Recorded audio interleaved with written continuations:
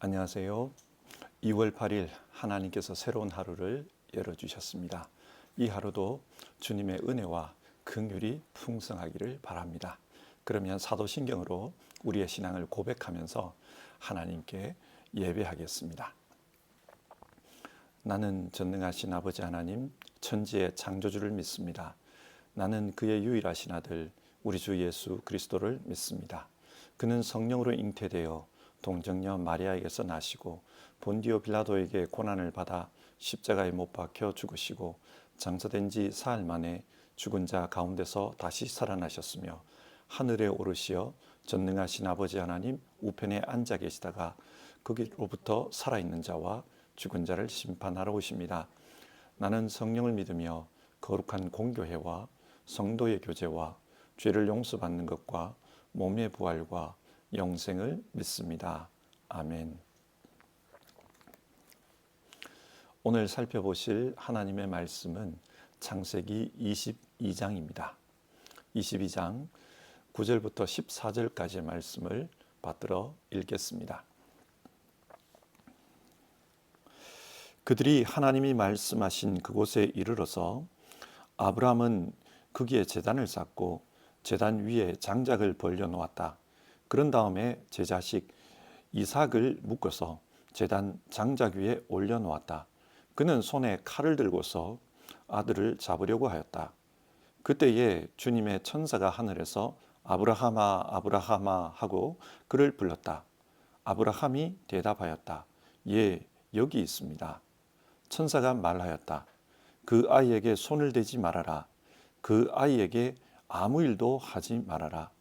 네가 너의 아들, 너의 외아들까지도 나에게 아끼지 아니하니 네가 하나님 두려워하는 줄을 내가 이제 알았다. 아브라함이 고개를 들고 살펴보니 숲풀 속에 수량 한 마리가 있는데 그 뿔이 숲풀에 걸려 있었다. 가서 그 수량을 잡아다가 아들 대신에 그것으로 번제를 드렸다. 이런 일이 있었으므로 아브라함이 그곳 이름을 여호와 이레라고 하였다. 오늘까지도 사람들은 주님의 산에서 준비될 것이다 는 말을 한다. 아멘. 우리가 살아가는 데는 친구가 필요합니다. 많은 사람은 아니어도 정말 마음이 통하는 그런 사람이 필요합니다. 여러분, 하나님은 어떨까요? 이사야 41장 8절에 따르면 하나님은 아브라함을 나의 친구라고 불렀습니다. 그리고 출애굽기 33장 11절 하나님은 모세를 친구로 대하셨습니다. 뿐만 아니라 요한복음 15장 14절 너희는 나의 친구이다. 예수님께서 그렇게 말씀하셨습니다. 하나님에게도 친구가 있었습니다. 여러분, 오늘 우리가 그 하나님의 친구가 되면 얼마나 좋을까요? 또 하나님이 우리의 친구가 되어주시면 얼마나 큰 영광이겠습니까? 오늘은 하나님의 친구라고 불렸던 아브라함의 이야기를 살펴볼 것입니다. 그리고 그는 어떤 면에서 하나님의 친구라 불렸을까? 이 질문을 가지고 성경을 보도록 합시다. 어느 날 하나님께서 아브라함을 부르셨습니다. 그리고 2절 네가 사랑하는 외아들 이삭을 데리고 모리아 땅으로 가거라. 내가 너에게 일러주는 산에서 그를 번제물로 바쳐라 말씀합니다. 번제가 무엇입니까? 번제는 제물을 완전히 태우는 제사입니다. 제물을 완전히 태우기 위해서는 그 제물을 잡아 가죽을 벗기고 배를 갈라 내장을 끄집어내야 합니다. 그리고 제물의 고기를 제단에서 태우는 것입니다. 생각해 보십시오. 이 얼마나 황당한 요구이십니까? 사람을 제물로 삼으라는 것 자체가 말이 안 됩니다. 그런데 그 대상이 사랑하는 외아들입니다. 이것은 너무 잔인한 요구입니다. 그런데 하나님께서 왜 이런 요구를 아브라함에게 하신 것일까요? 답답한 것은 그 이유를 말씀하지 않는다는 것입니다. 예수님은 십자가에 달리기 전 겟세마네 동산에서 기도하셨습니다. 너무나도 괴로운 날이었습니다. 그래서 이 잔을 내게서 옮겨 주십시오. 그렇게 기도하셨습니다. 하지만 결국은 내 뜻이 아니라 아버지의 뜻대로 하시기 바랍니다. 그렇게 기도하셨습니다. 예수님께서 아버지의 뜻대로 하시기 바랍니다. 그렇게 기도할 수 있었던 이유는 자신이 당하는 그 죽음의 의미를 아셨기 때문입니다. 태초부터 하나님께서 그 대속의 죽음을 계획하셨습니다. 죄를 멸하기 위해서, 의를 이루기 위해서, 이 세상을 구원하시기 위해서 하나님은 그 대속의 죽음을 예비하셨습니다. 예수님은 자신이 달리는 그 십자가 죽음의 의미를 잘 아셨습니다. 그렇기 때문에 하나님의 뜻대로 하시옵소서 그렇게 기도하신 것입니다. 의미를 모르면 십자가에서 죽기가 어렵습니다. 내가 죽는 것이 무슨 의미인가? 그 의미를 분명히 알 때 그때 십자가에서 죽는 일이 일어나는 겁니다. 아브라함 역시 마찬가지였습니다.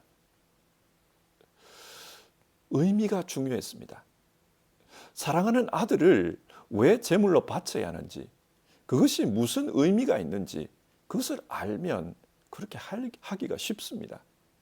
하지만 하나님께서 아무 말씀도 해주지 않았습니다. 그냥 제물로 바치라고만 하셨습니다. 굉장히 어려운 일이었습니다. 성경은 하나님께서 이런 어려운 요구를 하신 이유가 시험이었다고 말합니다. 아브라함의 믿음을 테스트하기 위한 시험으로 이런 요구를 하셨다는 겁니다.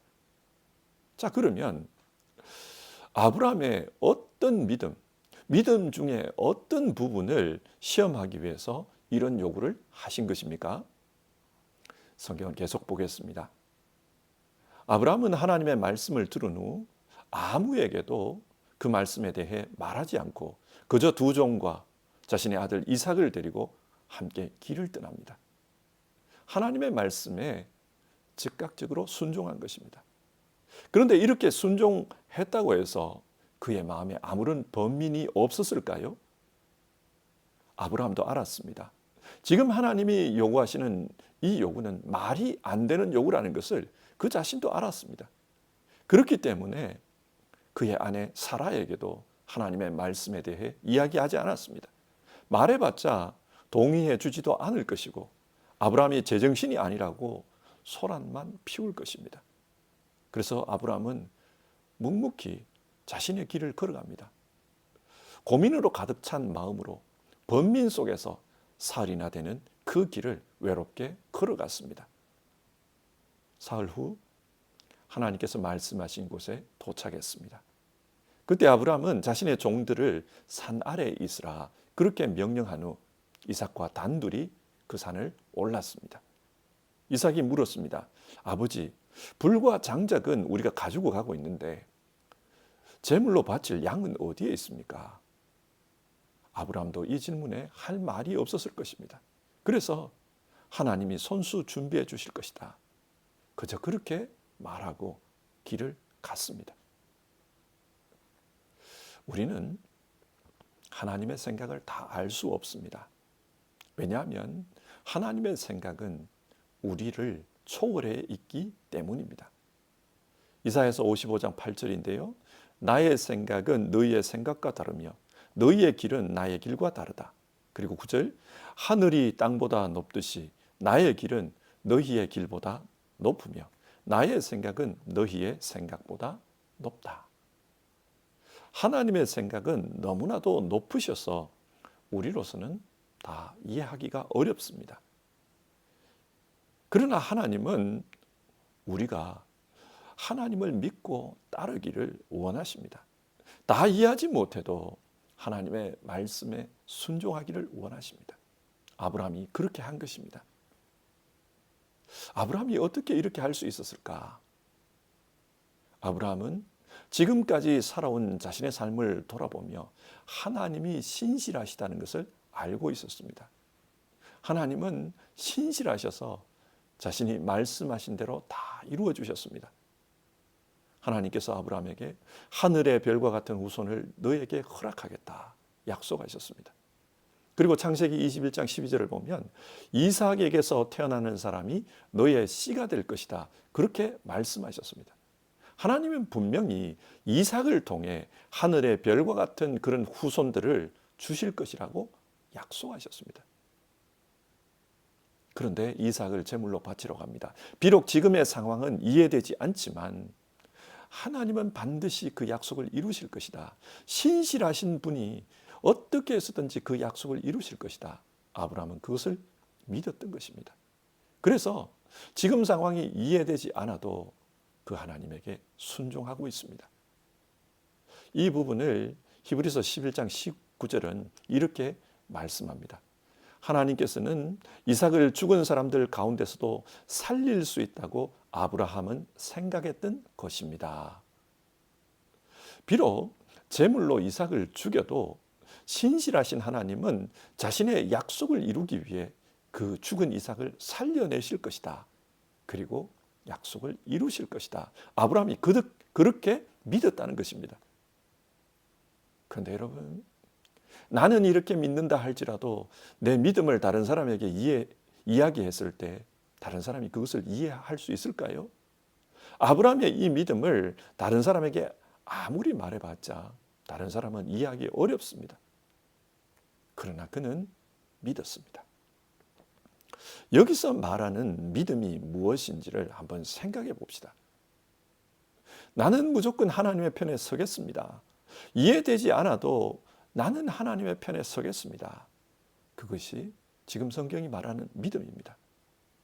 아브라함은 정말 하나님의 친구가 되었던 것입니다. 사람들은 자신의 머리로는 하나님의 생각을 이해하지 못합니다.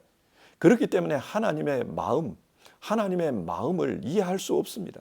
친구가 되지 못합니다.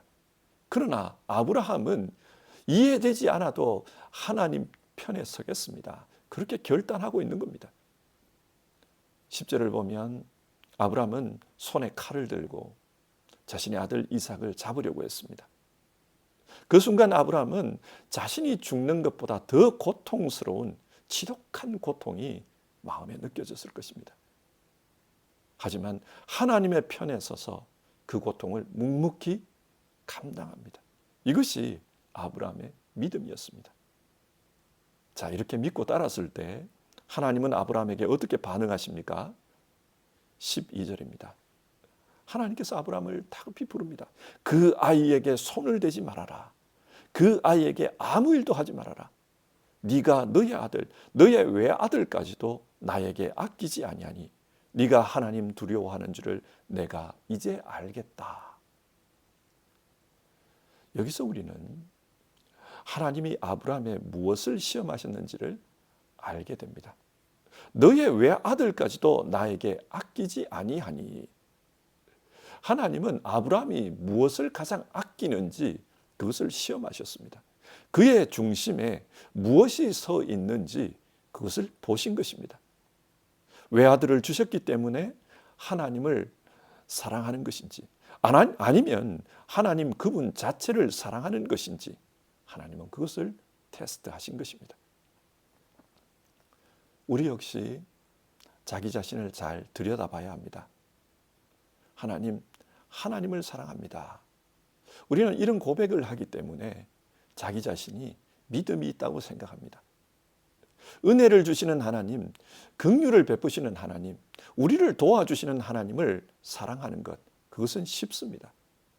그러나 문제는 그리 아니하실지라도 사랑할 수 있느냐, 그것이 문제입니다.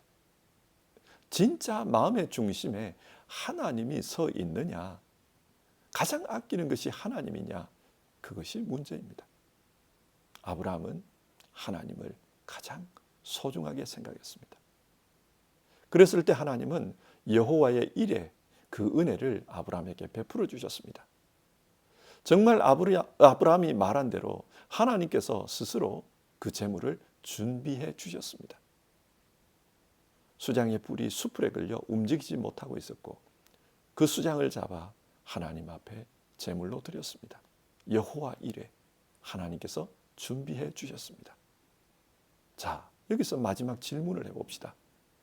하나님은 무엇 때문에 아브라함에게 왜 아들을 제물로 바치라고 했습니까? 아브라함은 당시 그 이유를 몰랐을 것입니다. 그러나 하나님 나라에서 예수님이 십자가에 달리는 것을 본 순간 아브라함은 깨달았을 것입니다. 사실 자기 독생자를 희생하신 분은 하나님이셨습니다. 아브라함 자신이 자기 독생자를 희생한 것이 아니라 하나님께서 희생하셨다는 것을 아브라함은 깨달았습니다. 아브라함은 누구보다도 이렇게 하신 하나님의 마음을 잘 알았습니다. 어떤 글에서 읽었습니다. 목사님들의 그 설교 가운데 가장 하기 어려운 설교 중 하나가 장례식 설교입니다. 어떤 집사님이 사고로 자녀를 잃었습니다. 그 자리에서 무슨 설교를 하겠습니까? 그러나 성경에 나오는 말씀으로 여러 가지 위로를 했습니다. 사람들도 어떤 분은 안아주고 어떤 분은 손을 잡고 함께 울며 슬픔 당하신 분을 위로했습니다. 그러나 여러분, 그 위로가 얼마나 와닿겠습니까? 그런데 어떤 집사님이 아무 말 없이 손을 붙잡고 우는 것을 보았습니다. 그런데 그 집사님의 위로는 무게가 있었습니다. 왜 그랬을까요? 그 집사님의 자녀도 1년 전에 세상을 떠났기 때문입니다. 그렇습니다. 이런 눈물, 이런 손잡고 함께 나누는 고통, 그보다 더 큰 위로가 어디에 있겠습니까?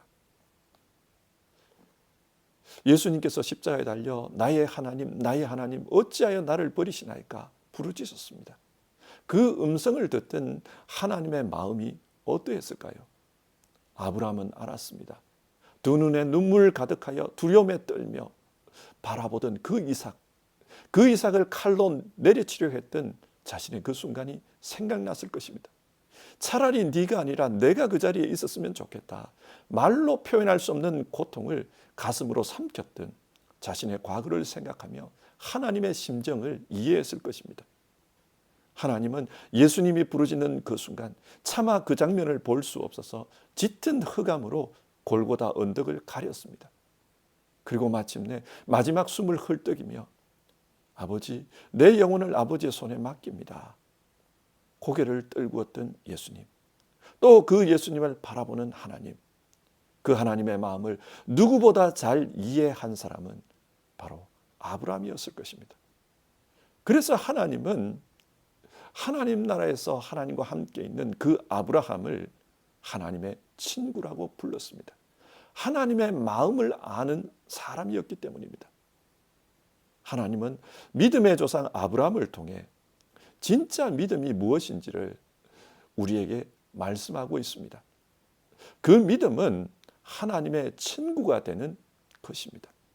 하나님의 마음을 아는 친구, 하나님과 마음이 통하는 친구, 믿음 안에서 모든 사람이 하나님과 그런 친구가 되기를 원하십니다.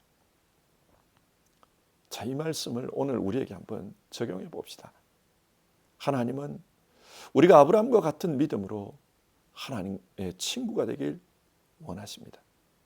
그러기 위해서 우리의 믿음이 어떠해야 하는지를 오늘 성경을 통해 말씀합니다. 성경이 말씀하는 믿음은 내가 다 이해하지 못해도 그 하나님을 신뢰하고 그 하나님 편에 서는 것이라고 했습니다. 아브라함이 그러했던 것처럼 우리도 그렇게 하는 것입니다. 지금 터키와 시리아에서 심각한 지진이 발생했습니다. 얼마나 많은 사람이 죽었는지, 또 얼마나 많은 사람이 더 죽을 것인지 알기 어렵습니다. 추운 날씨에 많은 사람들이 어려움을 겪고 있어서 상황 파악조차 제대로 되지 않는 것 같습니다. 여러분, 하나님이 천지를 주관하시는데 왜 이런 끔찍한 자연재앙이 발생하는 것일까요? 이 재앙은 하나님께서 주신 것일까요? 아니면 하나님의 통제에서 자연이 벗어나서 발생한 것일까요? 사실 우리는 이 상황을 다 알지 못합니다. 아니 어쩌면 최소한의 질문에도 대답할 수 없습니다. 자, 이런 상황에서 어떻게 하나님을 믿어야 합니까? 많은 분들이 마음의 질문을 가지고 있을 것입니다. 그러나 오늘 성경은 말합니다. 내가 이해할 수 없어도 하나님의 편에 서서 하나님은 이유가 있을 것이야. 내가 이해 못해도 이유가 있을 것이야. 그렇게 받아들이는 것. 그것이 하나님의 친구가 된 사람의 믿음이라고 말합니다. 아브라함도 시간이 지나 예수님의 십자가를 본 후 그 의미를 이해한 것처럼 우리도 그렇습니다. 언젠가 하나님의 때에 하나님 나라에서 그 뜻을 깨닫게 하실 것입니다. 우리가 어려운 상황에서도 하나님의 친구로 살아가면 여호와 이레 하나님께서 우리를 준비해 주십니다. 지금 결과가 눈앞에 보이지 않아도 하나님의 편에 서서 하나님의 마음을 이해하고자 하는 사람에게는 하나님께서도 그 사람의 마음을 아시고 필요한 상황들을 준비해 주실 것입니다.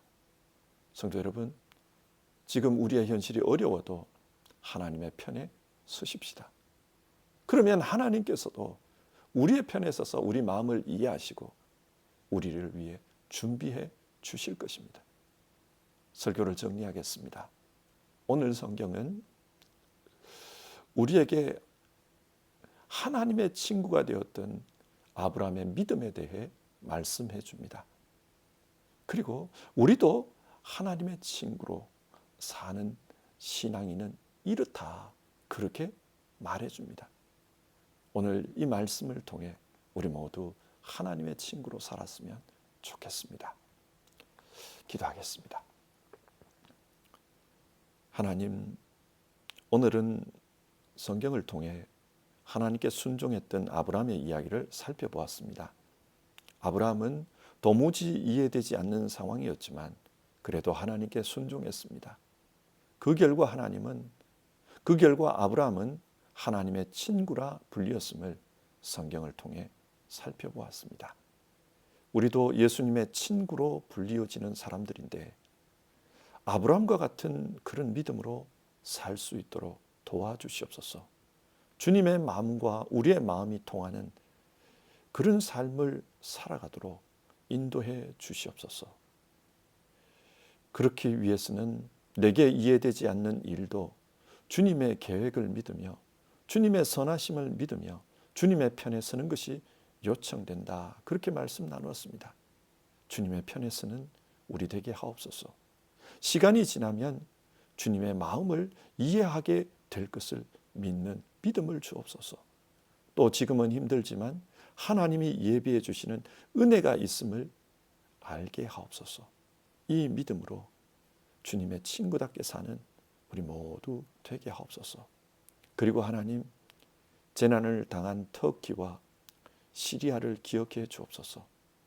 그곳에 사는 많은 분들, 어려움을 당한 분들, 슬픔을 당한 분들, 주님 도와주시고 위로해 주옵소서.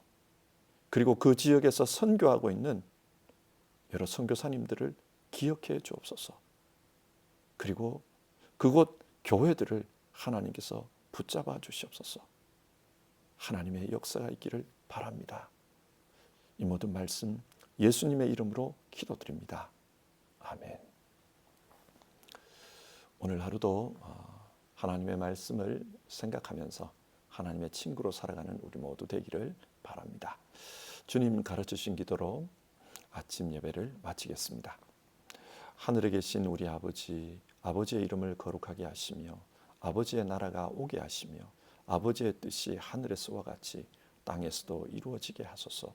오늘 우리에게 일용할 양식을 주시고 우리가 우리에게 잘못한 사람을 용서하여 준 것 같이 우리 죄를 용서하여 주시고 우리를 시험에 빠지지 않게 하시고 악에서 구하소서.